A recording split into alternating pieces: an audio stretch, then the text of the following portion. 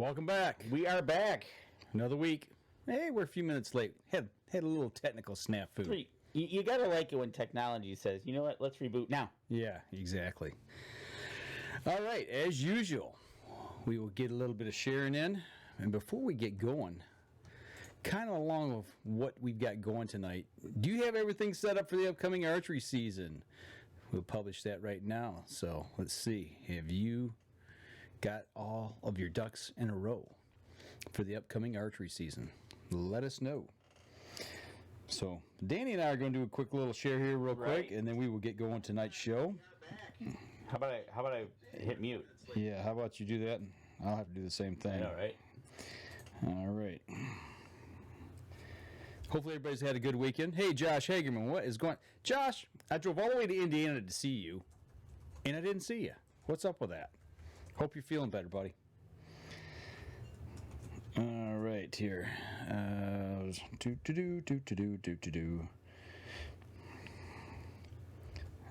got to get to the right page, get this share underway, get rocking and rolling.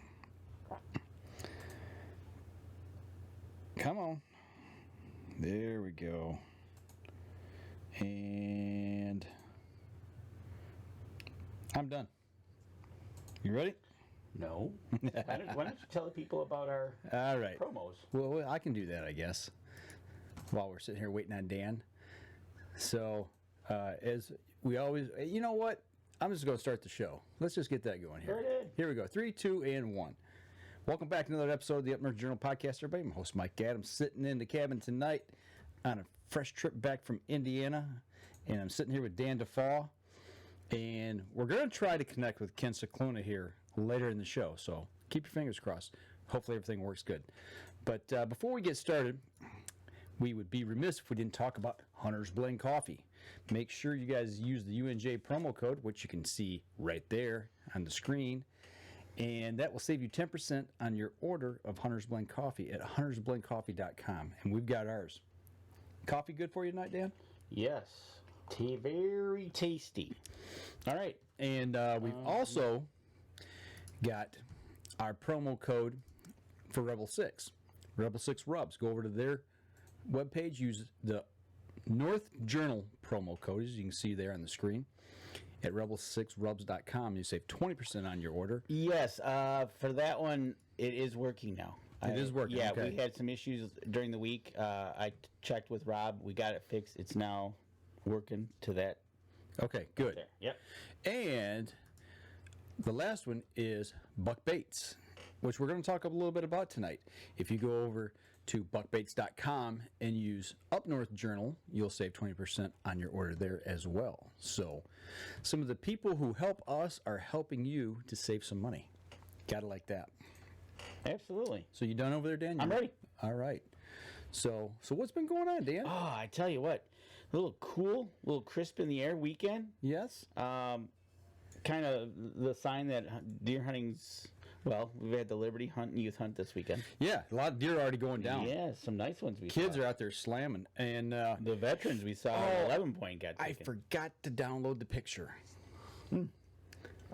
Picture of what? Randy Duncan's boys, Nolan and Christopher, they both got their hunter safety certificate. And they went out squirrel hunting. They went out squirrel hunting. Today was open day of squirrel season here in Michigan. And Nolan called and Christopher shot. So they've got squirrel in the pot for tonight. Christopher... Oh, Nolan called the squirrel. Mm-hmm. Okay. He was the lookout and had the call. He was using, the little baffle you hit on the end. Yep. When you said call, I thought he meant call you. No. And then Chris shot live. I'm like, wow. No. That's pretty good. No. They sent me a picture of them with their game in hand, and I forgot to download it, so I apologize for that. But here we are. It's the 15th, 2 weeks from Tuesday, October 1. Archery in Michigan will commence. In Indiana. And in Indiana. And probably a few other states as well. Yeah, there's a bunch of other states. But Yes. We have been getting ready. You just got back from Indiana yesterday. You took a quickie trip down there. Yep. I was in the UP over Labor Day scouting, and Ken was down south of Michigan scouting a new lease parcel In southern Michigan. So Everybody is getting after it. everybody's getting after it. We just finished up our tune-up league, so we're tuned up, right? Yep. I'm ready to rock. And every week things get better and better and better progressively. So shooting the Evolve 28 is ready to rock for archery season. Absolutely, I am ready. Do you want to go first, or do I want to go first? I don't care. It doesn't matter. I don't care either. Well, I was up over Labor Day, so I'll go first. How's that? That works fine for me. So Labor Day weekend, I went up to the cabin to build a blind, to build a stand, and I had 5 trail cameras. Okay. And something umpteen thousand pictures. Okay. But I went through them in the evenings while we were in the cabin, and started looking to see, kind of taking inventory of what's going on. Okay. So one of the cameras I figured we got 3 bucks that are probably going to be hit listers we would consider shooting. Okay. This one right here was the first one to show up. He's showing up. He showed up, I think, in 2 cameras that are on the same 40. So I think I got his travel pattern exactly where he's going. Okay. For the people who are on the podcast, explain the buck here because they can't see it. Exactly, right. So on the podcast, it's going to be a typical UP buck. If everybody knows the UP of Michigan and how the bucks run, a nice basket 8-point. In my area, the bigger ones tend to go deep, so to speak, and we tend not to pick them up. We might catch one cruising through if we do, but they seem to go way deep into the public land or private land. Okay. So that way, we kind of set up parameters around camp about maybe shooting nothing less than an 8-point, depending on where you're at. And for us older hunters, we're kind of holding out. The younger hunters, depending on where they're at, we might let them shoot an 8-point or a 6-point, but nothing less than that. And APR is anyways in the Upper Peninsula. Okay. What's going on with this picture? Okay, so I got to ask you about this.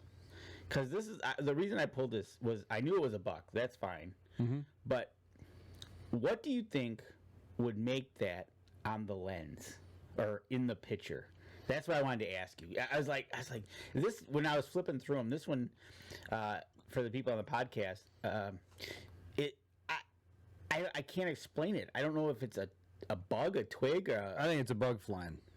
Okay, personally, and just the a couple bugs that are flying in different directions, and they just happened to get caught, and that was the trigger speed or the shutter speed is the camera was open that long, and that was the flight path that caught at that time. Okay, I go with that. I'll go with that because I didn't know. I said I got to ask Mike. Or it's a UFO. 2 of them. Okay. Or X marks the spot. Right. So this next one is a nice mainframe 6-point. It's got no brow tines. Okay. Deer tend to run with or without. We notice a few 6s. They come in. It'll be just like this one. It'll be no brow tines, a nice 6-point. So that's going to be a nice one. Okay. He might or might not make it. That one looks like it has brow tines. Yeah, this one's got brow tines. This one, I don't know if it's the same one as in the first pick. It's another 8-point. I don't know if this is the same deer or not. So I got to look into that a little bit more. There was one picture I missed that there was another 8-point. It had longer tines. You could definitely tell it was a different buck. It was a more tighter rack, but it was still an 8-point. Gotcha. So 3 8-points look to be on the list, and hopefully we'll have some rut going on and drawing some other bucks. Well, it looks like there's some rutting and rooting and tumbling going on here. All right, so this camera here, I got it pointed at a mineral site, which we're allowed to use in the UP. Mm-hmm. Typically how I set it up is I find a stump, pour the minerals on it. When I set the camera, I'll pour a corn around it and add minerals. Gotcha. Mr. Bear here, he came in pretty quick after we set this up initially. There's actually, before this, there's a few pics of him where he's just laying down, eating. Face in the corn, face in the middle. Stuff in his face. Oh, yeah. He wasn't going anywhere, and he was quite happy just to lay there. But on this particular night, he came in, and he kind of hung around there, a few pics, and all of a sudden you get this pic here. And then all of a sudden, the next pic, it took me a minute, and I'm like, wait a minute, what happened? So this is the same. This is same camera. Yep, same camera. One pic later. They don't line up. No, they don't line up. They actually, I noticed this when I came to this camera and I looked at it and I said, well, that's not facing the right way.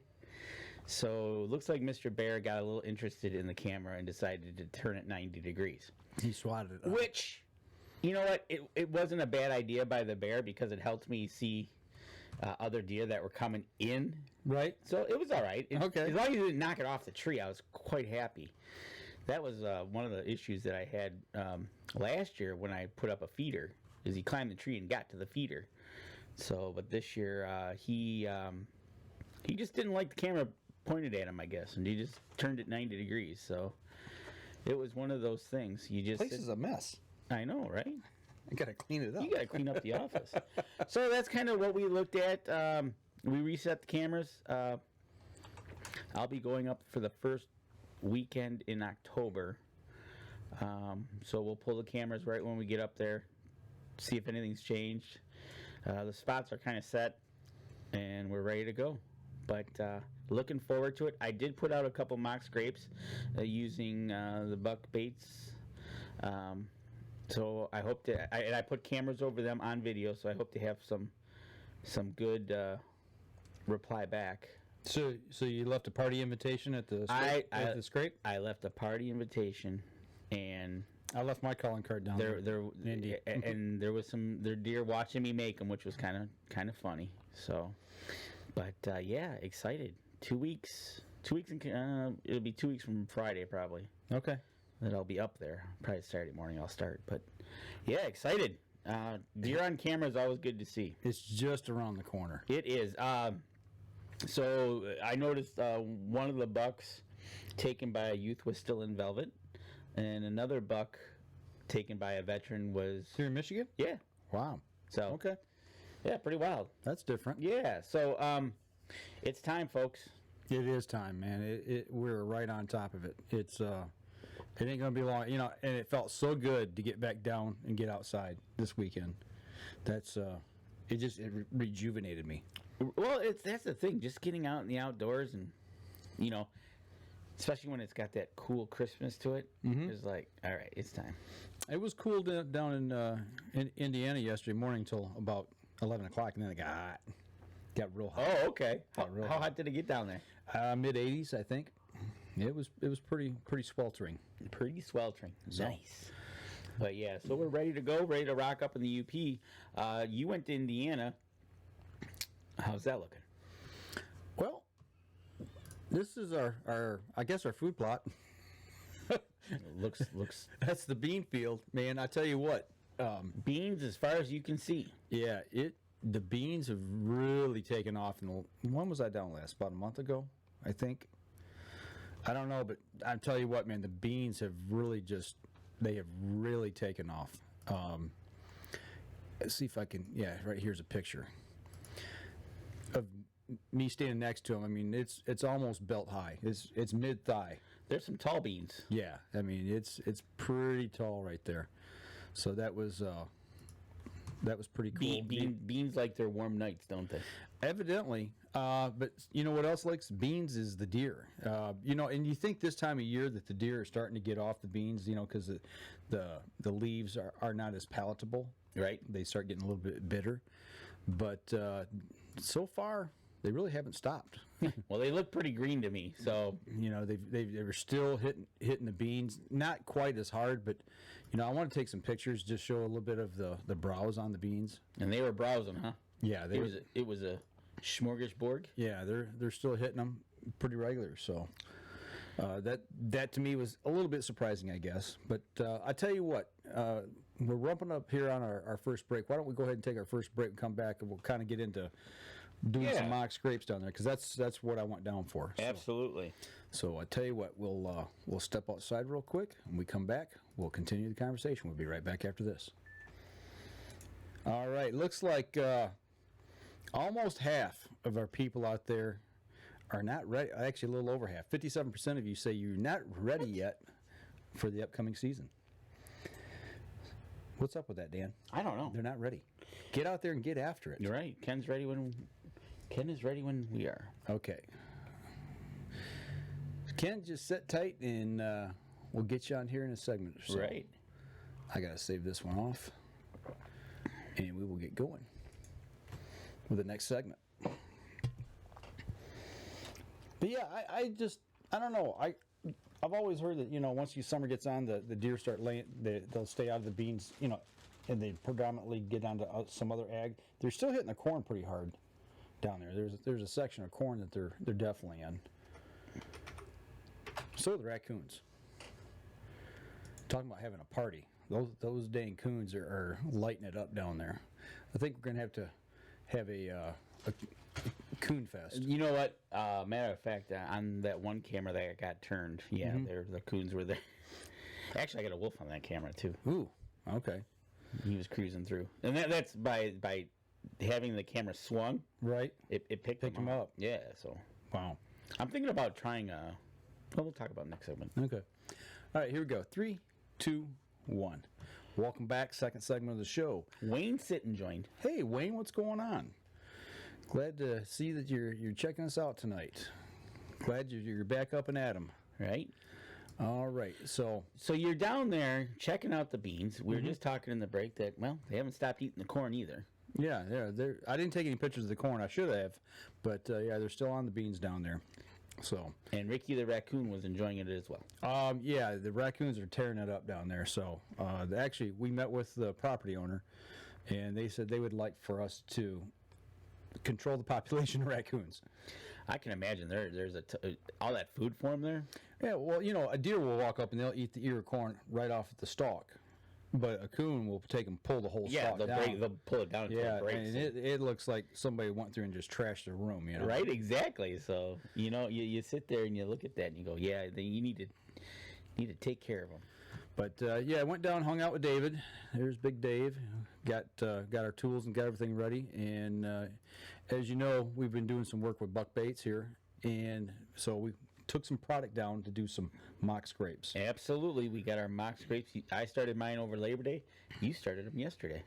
Yeah, we got down and got dirty, and the thing that kind of surprised me, well, it didn't really surprise me, but when we got down there, or I got down there, the ground is so hard and baked and dry because they've had no rain. Oh, is it really? Everything is just dried right up.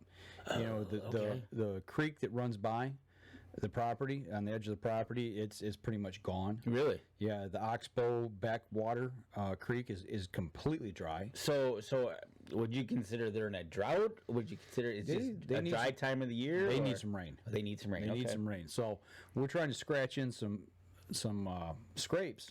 We had some issues with it. I mean, it was hard. We actually took a little shovel that had some teeth on the end of it, so we could actually dig a little bit and turn just a little bit of soil. Ground like cement. Yes. Right. Yeah. I mean, and actually to scrape it out, it was pretty tough just to get some dirt and dust up. Well, I hope whenever you're down there, you don't get the rain part. That's what I worry about. So, but they sent us some earth scent and human odor blocker. Yep.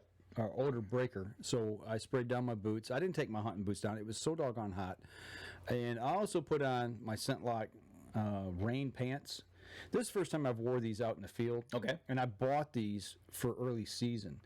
And I thought, it's going to be hot. We're going to be in the woods. I need something that's going to hold down some scent, but also I want to see how breathable these things really are. Yeah, exactly. They work great. Did they? Yeah, I wasn't busting a sweat. They kept me comfortable. So I was very pleased at the fact that they work so well.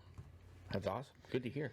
So yep, did a little bit of spraying down, got my boots all ready to go, so we get in the field and we went at it.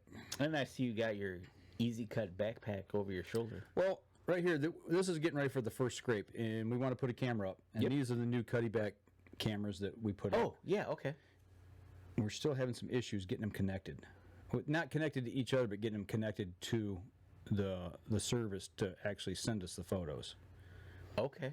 Is that because of location you know of, or you don't know? Don't know how to hook it up. We got the instructions, and either we're really missing something or something's not right. So okay.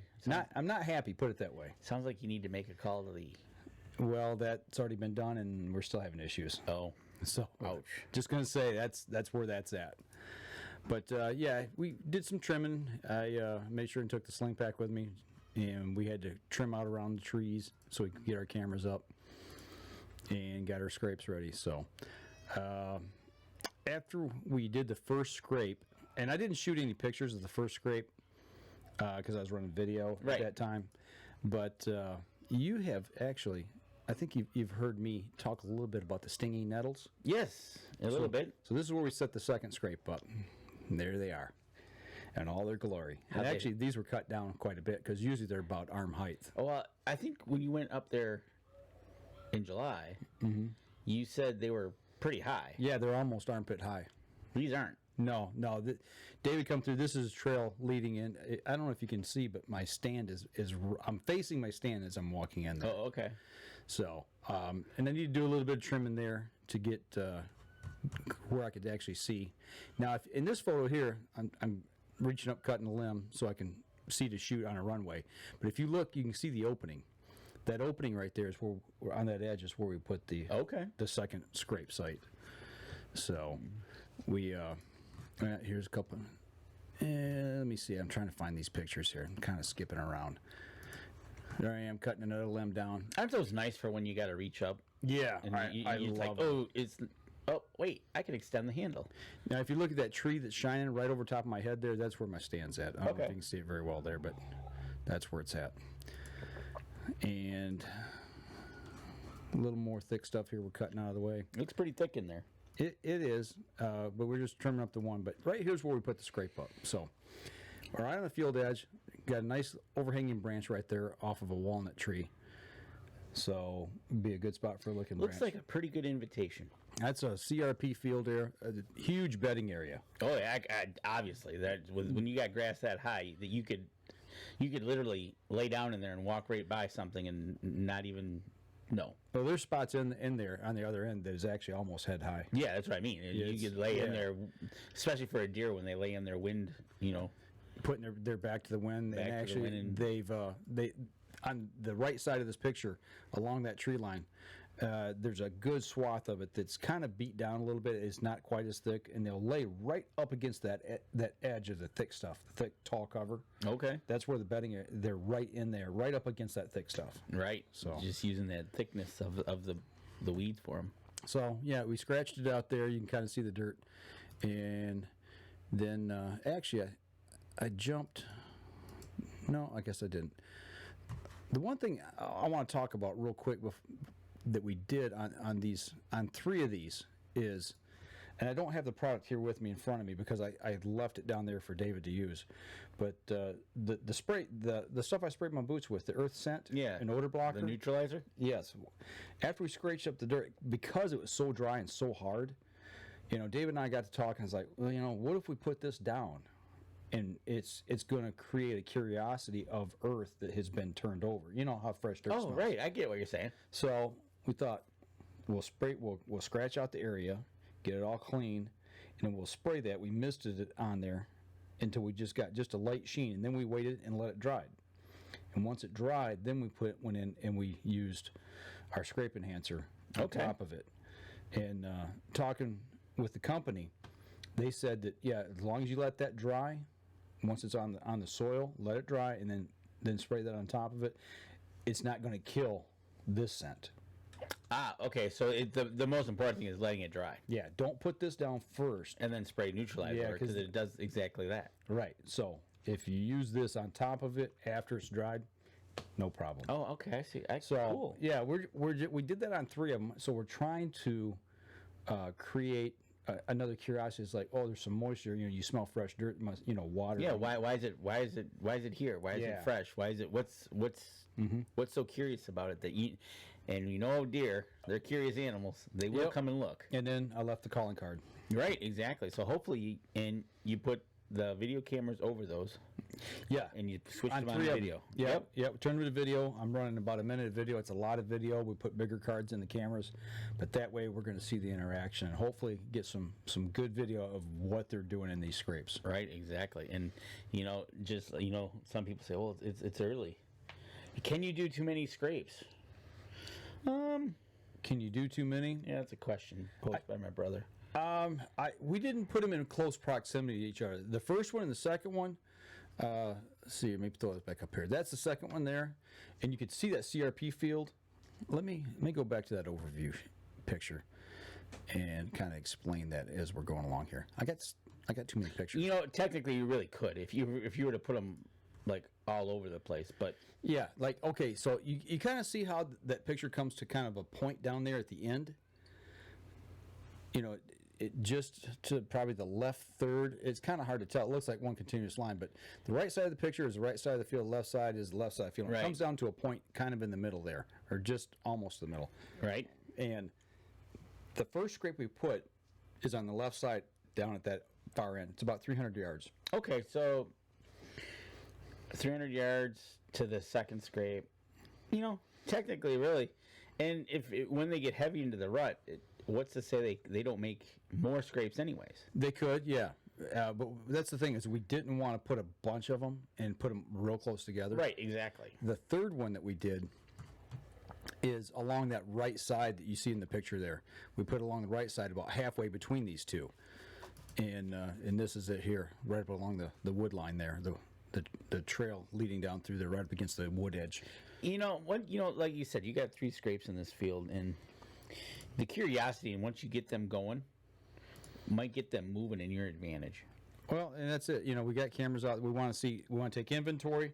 We can age class them. We can also look at direction of travel because you can see, the hooves in there and which direction they came from, which direction they're going. So there's lots of things we can tell about this. Question from Charles Byram. Mm-hmm. Did you use your own urination in any of the scrapes? No, I did not. There you go. I know people who do. Absolutely.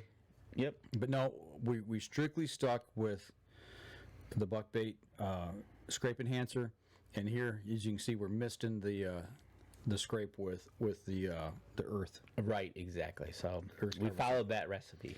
And somebody had mentioned earlier that, and I don't think it was Charles. Maybe it was Charles. Somebody commented on there that they had never seen that much dirt turned over, and I said, like, it was Charles. Yes, there's not a lot of dirt turned over in these. I mean, they look like it, but we had to scratch and scratch and scratch and scratch to get any dirt at all to a powder form to where we could actually make it look like something's been done there. And I want to say that every deer is different how they make a scrape. Some deer will make a scrape literally 24 inches in diameter and really scrape it out. Right. And then there's others that might not be as big and might not be as clean. Right. So you're just a different deer. I guess. Right. So here's misting down a little bit of the cover scent here. This is video. I turned the audio down on it just so we can talk over top of it. But you can see there, I'm just putting a light mist over top of it. And this is our 4th scrape, and this is in the middle of in a wood lot, quite a distance from the other ones here. It's not in the same proximity, but there's multiple runways coming in together here, and these things look like cattle paths. I mean, really? There's a lot of travel through here. So we're really excited about this scrape, hoping that we actually get some good video off of it because we got a camera on this one as well. Exactly. So, and then there I'm spraying. Now, if you look at the atomization of that spray. Oh, yeah, when it comes out. Isn't that nice?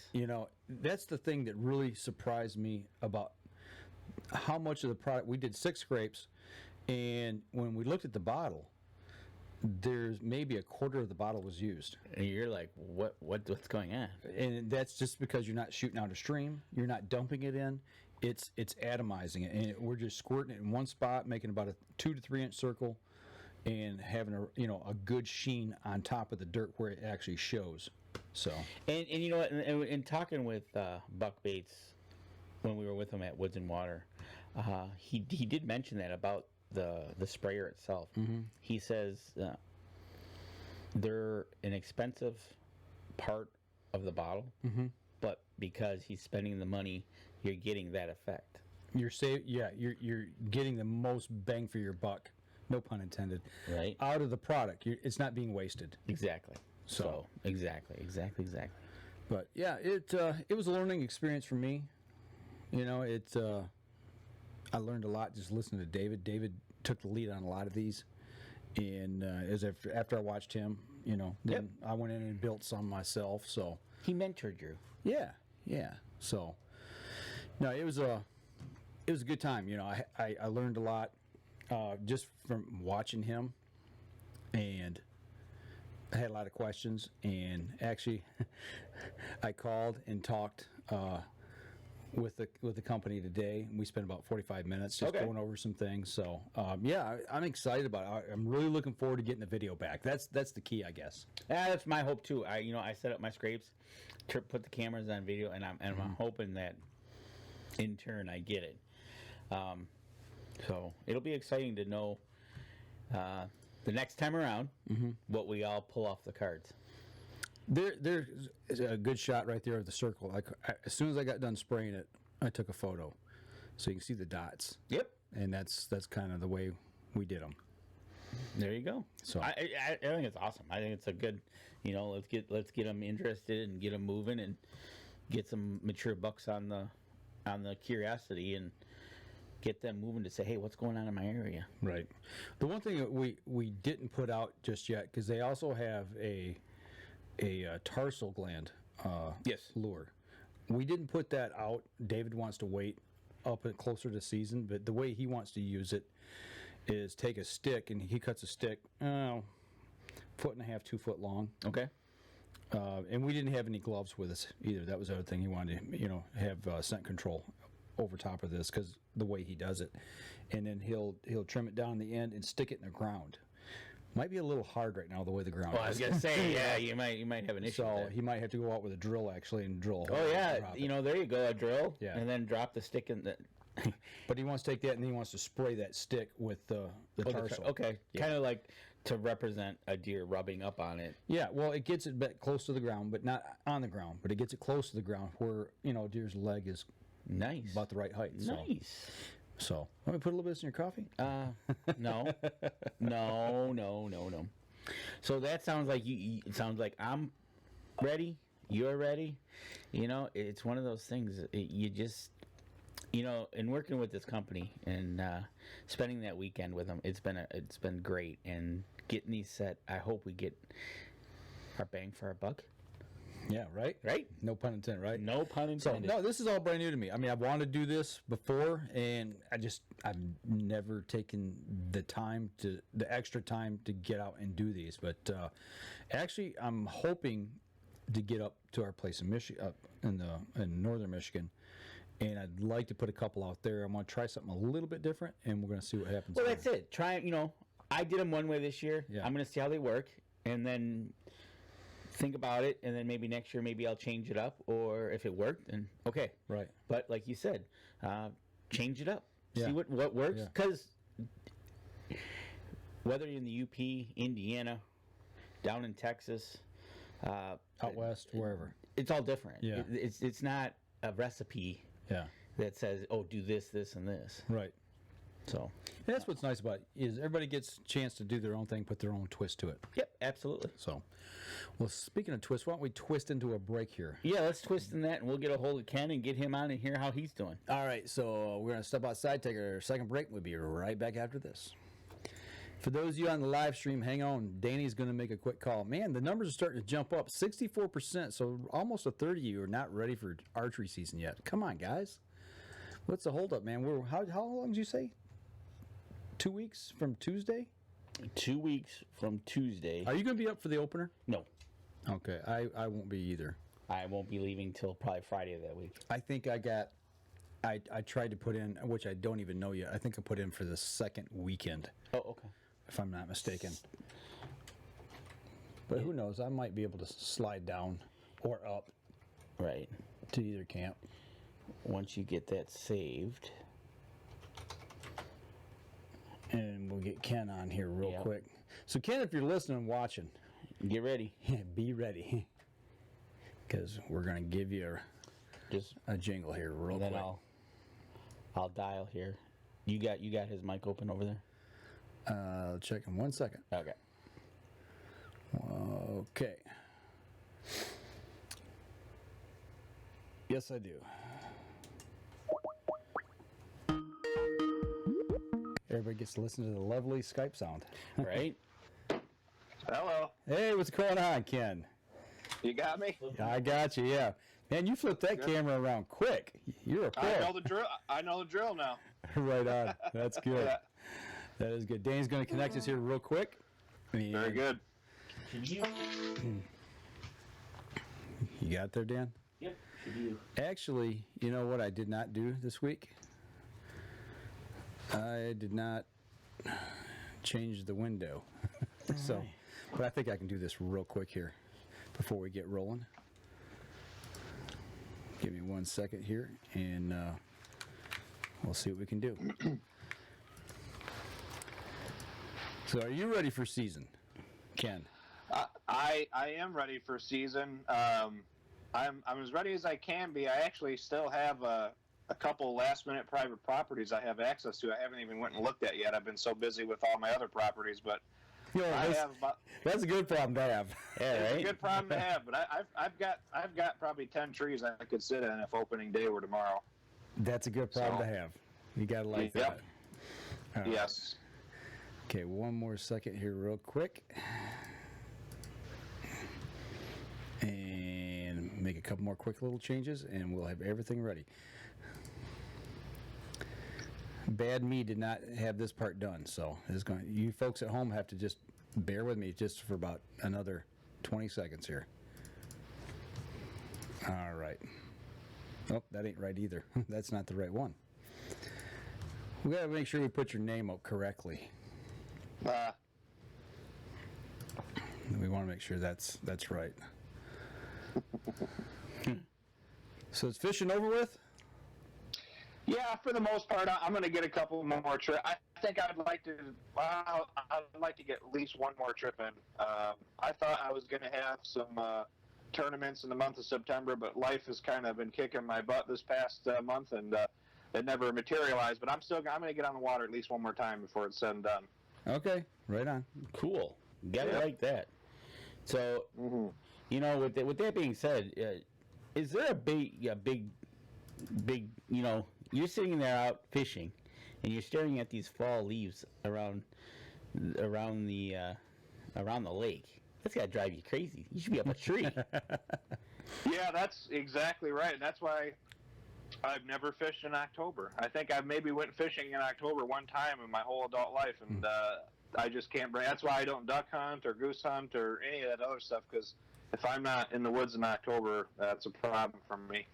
I totally get it. Yeah. All right. Hang on 1 second here, and we will get rocking. Here we go. Stand by. In 3, 2, 1. Welcome back. Third segment of the show. We've made our connection with none other than Ken Cicluna down in southern Michigan.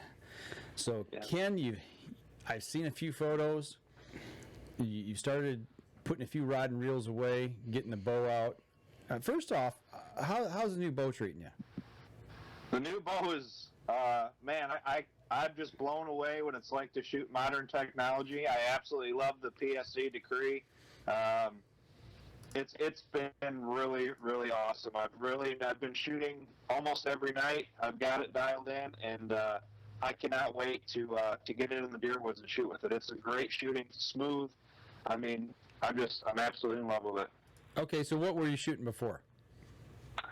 It was 1993 or 94 Kodiak, I think it was. I'm not sure. It was an old compound bow that I bought at a garage sale for like $50.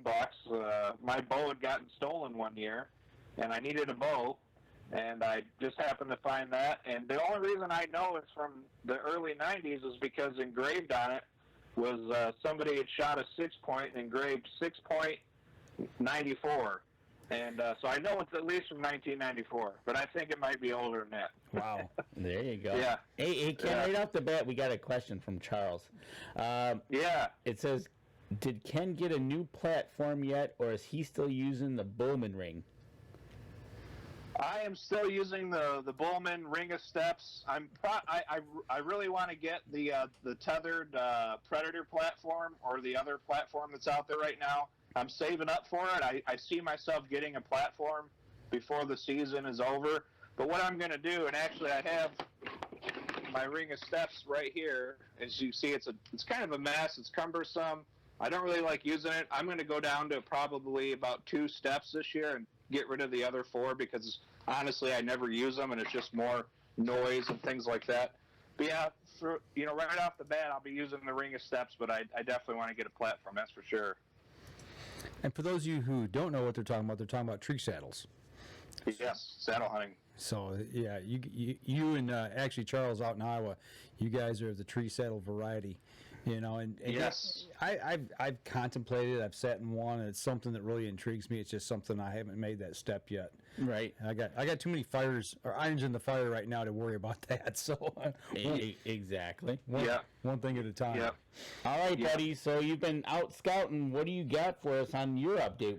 I talked about the UP in the first segment. Mike talked about Indiana in the second segment, and you got the third segment. Yep. So of course I have deer camp in the Upper Peninsula, western end, Ontonagon, Mass City area. Haven't been up there. I won't be there until deer camp. So I'm just going to wing it for gun season up there, which is fine. No big deal there. But I just got access, just signed paperwork on a lease here. And actually, it's in an awesome area. It's North Ann Arbor farmland.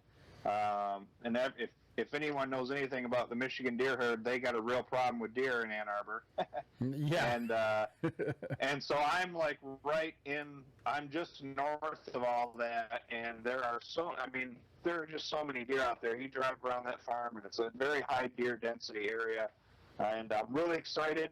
I spent yesterday and today out there scouting, getting trees ready. I put a camera out today. So it looks really good. I mean, all my years of hunting have basically been on public ground down here or small tracts of private land with 4 or 5 other guys. I've never really even laid eyes on property this good, and they didn't even farm it because of the wet spring. Mm-hmm. But it's still absolutely covered up with deer. Some of the runways look like mountain bike trails. Well, we got some of the. We're showing some of the pictures as you talk, and some of the fields, and some of the trails that we see that they look like they're pretty good trails that they're still walking along, and I'm sure in those fields in the evenings or in the mornings you're seeing a lot of deer out in those fields. Oh yeah. I'm gonna throw the picture up of the trail. You talk about trail cam, putting your camera up. You got a trail camera. For those of you who are looking at the photo of the 4 trees there, it's in that second one to the left there, and you got that pretty high off the ground. Is this you typically put your cameras up high and point them downward? Yeah. So hunting public ground in Michigan has taught me some lessons the hard way. I do that for one, and actually, if someone wanted to steal that one, they could. But normally, I will use my saddle and a stick, since I've had the saddle, and I'll actually put my trail cameras up high and angle them down. And that's actually angled down on there's a ditch, an old drainage ditch, and there's a great crossing right there. And I thought that, obviously we can't use mineral or anything down here. I thought, man, it'd be a good spot to maybe get some inventory going of what's on the farm. And I angled it down because, A, to try to deter theft and maybe somebody wouldn't see it. And then also, too, I can't tell you how many times I've had a big buck on trail camera looking right at my trail camera, and you never see that buck again. You could tell they were just code red alert looking at that camera. Mm-hmm. And I feel like sometimes, especially here in southern Michigan, where it's hard to get away with stuff, I feel like sometimes them cameras can hurt you down here if you're not careful. That's just my opinion. But I like, if I can put them up high and angle them down, I'd much rather do it that way. Are you going to leave your camera out all year? Not on that property, because I don't know if I'll have. I do that though. Okay. I don't know if I'll have that property next year, but on some other properties where I know I'll have access for quite a while, yeah, I do that. It's pretty cool to go back and look at the winter pictures. Mm-hmm. Absolutely. Yeah. Yeah, that section of woods right there, and I got another one up there. It reminds me kind of where I'm hunting down in Indiana. The woods look very similar. Yeah, it's really cool. It's a 70-acre farm. It's all overgrown meadow in the fields, and there's all kinds of good bedding. There's cattail marshes, and then the back part of the property is this open hardwoods that's flooded, and you can still walk through it. It's just a foot or two deep, and it's real open and flooded. And every time I've been on that property, it's been in the middle of the day, and I'm seeing tents. I think they're bedding back in there somewhere. And so I got a tree prepped for back there. I'm covering both back corners, and you can see for 100, 200 yards in there. It's really, really nice. Yeah, it's it looks wet. It has that look to it. Yeah. So Yep. I got a picture of a deer rub up. You seen lots of deer rubs? No, I haven't seen too much. That was the best one I've seen, and obviously they're not it's not rut related. I think it's just rubbing the velvet off. But I found that one right on the side of a trail, right by that ditch crossing where I got that trail camera. But I am seeing just all kinds of very active sign, just tracks, big tracks, little tracks. I probably kicked up 20, 25 deer over the weekend. This place is absolutely crawling with deer, and I could not be more excited. I just can't believe I'm actually going to be hunting it. I can't even believe it yet. That's cool. I can hear the excitement in your voice. It's it's it's unreal. When you get an opportunity to do something special like that, it gets you fired up. I know the first time I stepped foot down south on the place we've got down there, I was jacked. So it sounds kind of the same thing for you. Are you going to do anything with scrapes? Danny and I talked about putting scrapes on. Is that something you're planning on doing, or you just trying to get in hunting mode right now? Well, no, I'm going to do it. I would have liked to have done it already, but like I said, life's been getting the best of me here the past few weeks. But things are starting to slow down, and I'm not going to go back out there and mess around it. I want to just leave it sit, all my properties. But I think I'm going to come prepared. Opening day when I hunt, and I am going to get some mock scrapes going, and especially try to position them so I can get a good shot if one does come up to it. I haven't done much with mock scrapes, honestly. This will be my first year. I think I might have did one in the UP a few years back, but I didn't really know what I was doing. So I need to get my hands on some buck baits stuff, and I'm going to give it a whirl and I'm definitely going to. I got 3 extra cameras laying around, so I want to get a couple going at the beginning of October and put some cameras on them. Yeah, I know a guy that's got some baits. Hey, what's the biggest difference that you see from your UP area that you hunt to this down here? Is it the agricultural? Are you hunting big woods up north? Yeah, so we're number one, deer density for sure. That's the obvious one, right? But yeah, the terrain I hunt in the western UP, it doesn't even, unless you're up there, words can't do it justice where I'm at. You don't even really feel like you're in Michigan, to be honest. It's kind of mountainous terrain. It's very, for Michigan, it's mountainous terrain. It's a lot of jagged rocks, cliffs, big woods too, a lot of real deep, dark, scary-looking ravines. It's very, very tough terrain. It's a lot of wet red clay, so if it's very tough walking down on the bottomlands and everything's a struggle. Like down here, you have all them thorns and pickers to deal with. Well, up there, it's not so. You don't have to deal with any of that, but the terrain. That's why a big reason, besides health reasons, I do cardio is just so I could survive a week up there. It's very tough terrain up there in western UP. Very tough. Well, it's your property downstate. How close are you to ag, big ag? Do you have ag around you? Yeah. So the lease is the lease. Even though that didn't get farmed because of the wet spring, everything else around it did. there's not. It's almost all soybeans, which are starting to turn yellow. From my understanding, the deer kind of back off them until they dry out in December. But they're it's totally surrounded by soybeans. I mean, 360 all over the place. Gotcha. And I think it is. And I think my farm is like the main bedding area for around there, because the farm I'm on is very, very thick, and there's some cattail marshes, and there's some good acorns around. I noticed a lot of hickory nuts, a lot of acorns, so they've got food in there. So, but yeah, it's Washtenaw County farmland at its finest. You gonna be out there opening day? Yes, I actually just got approved. I took October 1st off. I also took October 28th off, because that's a day that works out for me, and I will be out there every chance I get on the weekends. That's for sure.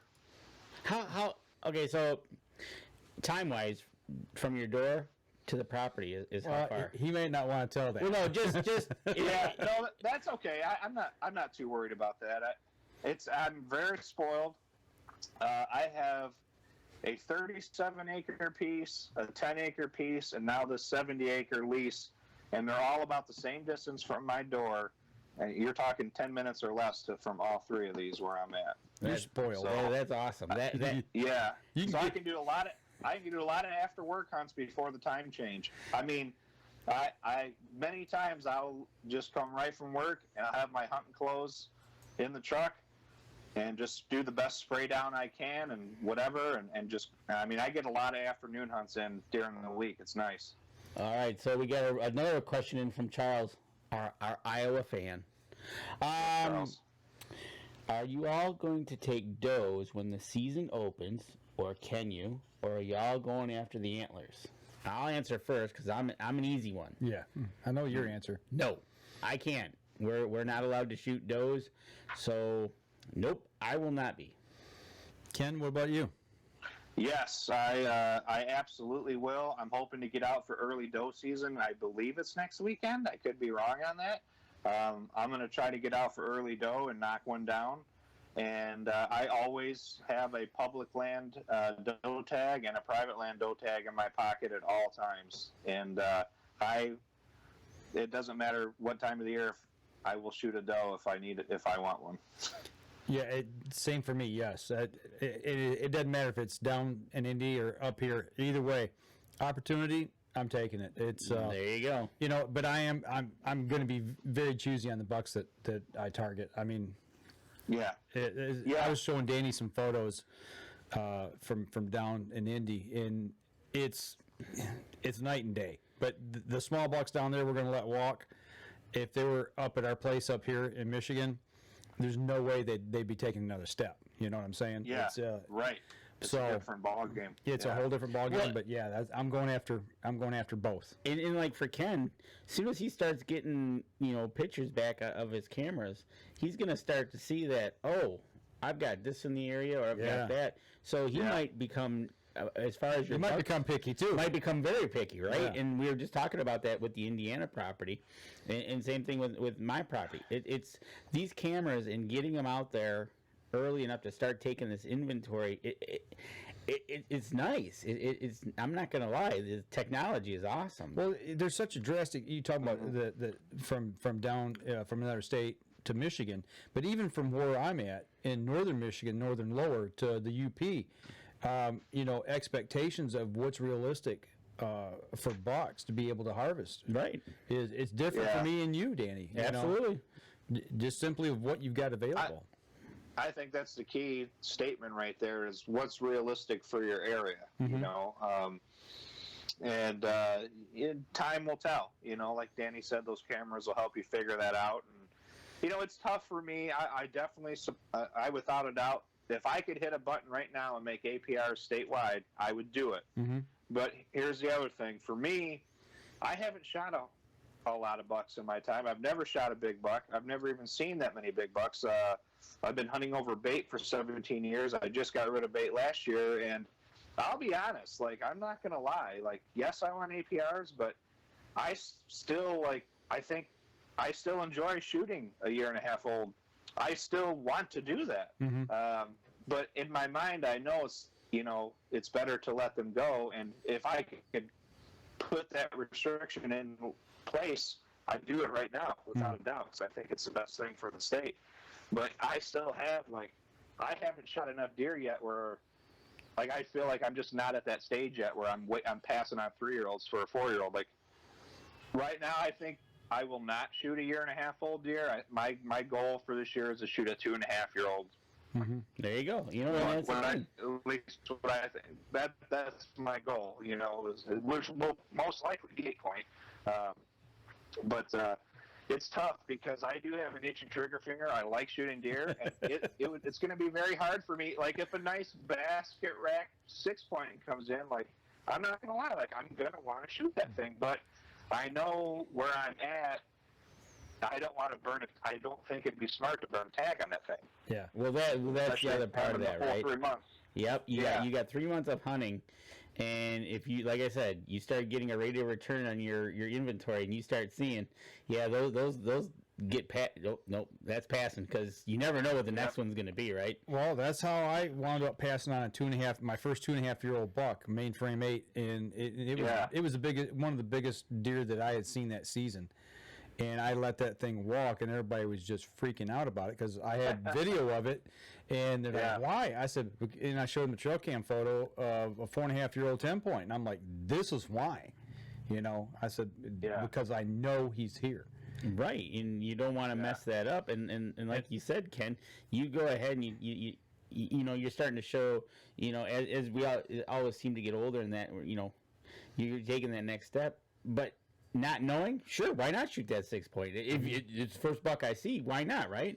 But the next picture on the camera shows an 8-point, he's going to be like, okay, maybe I'll hold off.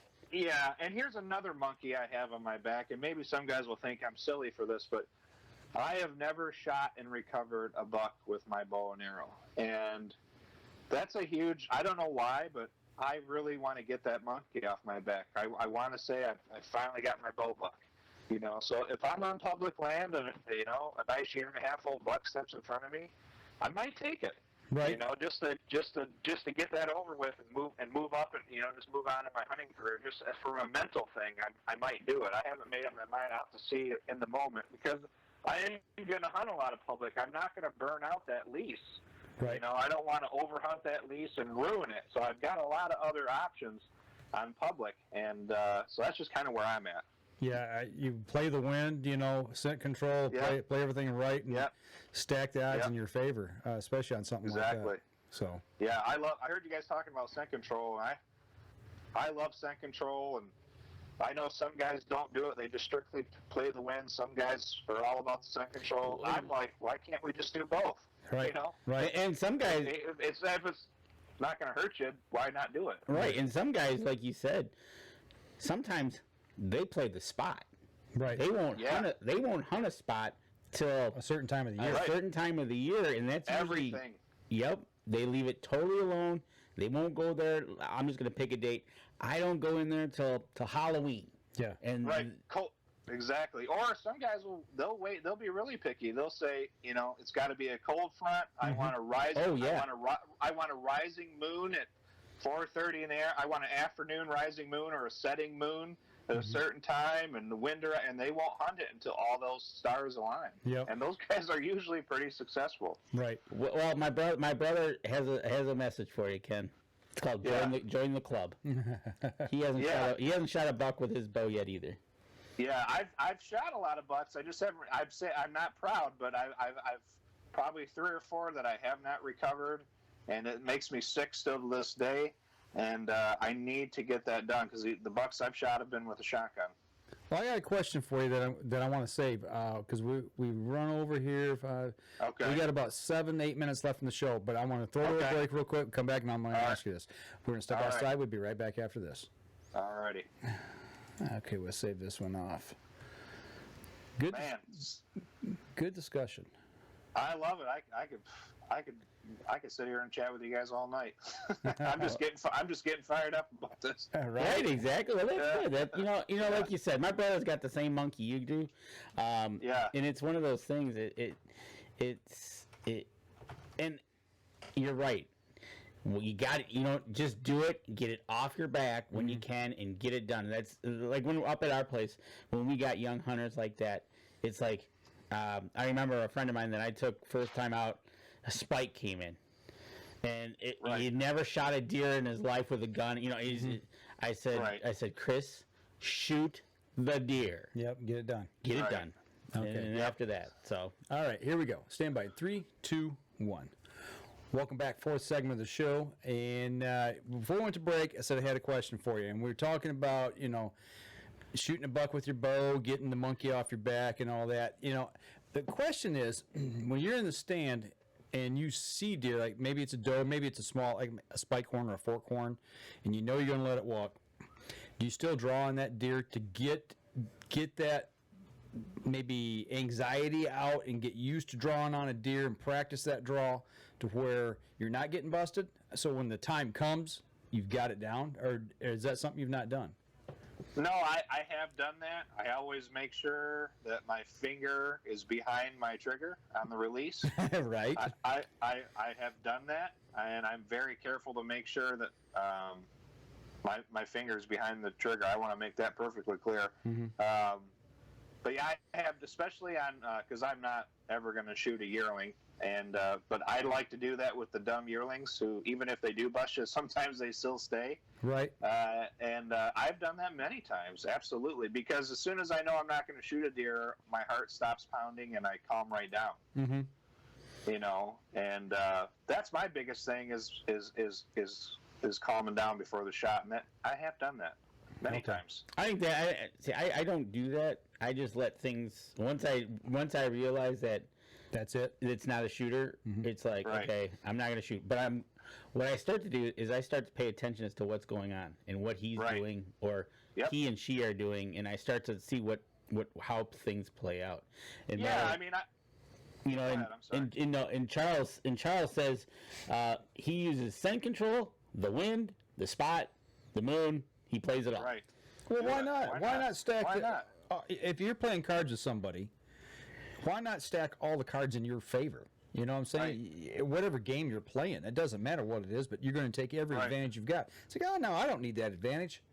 Right. I mean, I will say people who use longbows and recurves versus compound, I mean, they're giving up that advantage. But you know what I'm saying? When you've got certain things that you can do, you take those advantages and make the best shot you can.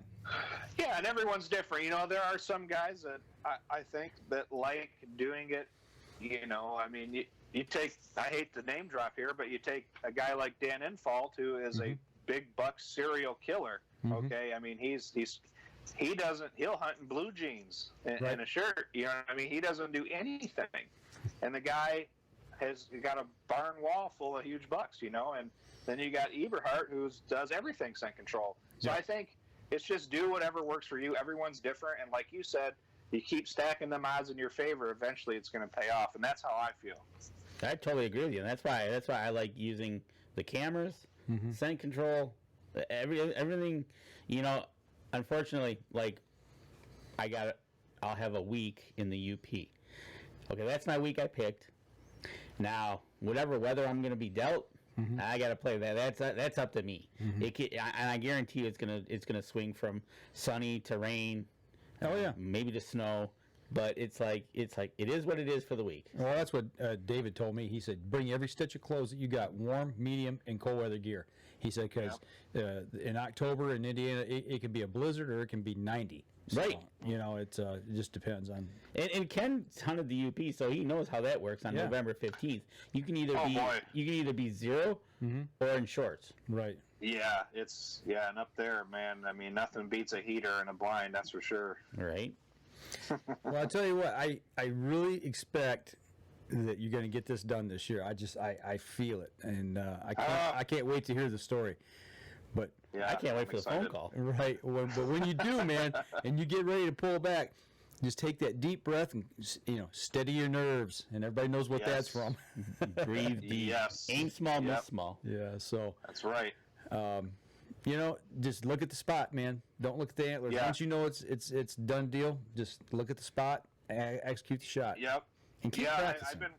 Yep, I practice. I have a shot process that I run through that's been working for me, at least during target. I'm yet to try it on a deer, but I have a shot process that I go through, and hopefully I can just remember to do it when at the moment of truth. If you practice it enough, it'll come natural. It always does. Yeah. So Yeah. So anything else going on with you that we need to know about? Is everything pretty well? Fishing's done? Fishing's pretty much done. I'm definitely going to get out one more time. I've got these other, I just got access to 3, and it's a coincidence that they're all 10-acre pieces. I haven't even looked at them yet. I'm hoping to get out and look at them next weekend. But at this point, it's like you can't hunt them all. I work a lot. I've got a kid, a family. So it's like, even if you can't only hunt so many of these spots, So right. I can't, it's a good problem to have. But I'm just pumped up, man. This is a very special time of year, and just like everyone else, I'm geeked beyond belief. It's coming fast, man. It's I'm going to be ready. before we know it, and all of a sudden it's going to be Christmas, and we're going to be talking about what we did this last season. So, I know. Looking ahead to next year, Hopefully. that's what. Hopefully, we'll be talking how we used our Rebel 6 game rubs. to prepare some meat. Right. I know it. We'll see. I might be in the woods now. I might be doing an early doe hunt next weekend. So All we'll right. see what's happening there. We might be following a blood trail next weekend. Never know. So you taking gun or you taking bow? I'll take the gun. What was that there? You broke up just a little bit. Yeah. I'll use the gun. Okay. Yeah, I'll use the gun. Just get in there, get it done. If I can drop one where it stands without tracking it all over the place, I'll do that. There you go. Make some sausage quick. Yeah, I don't have any hang-ups about using a gun if I can, if I can.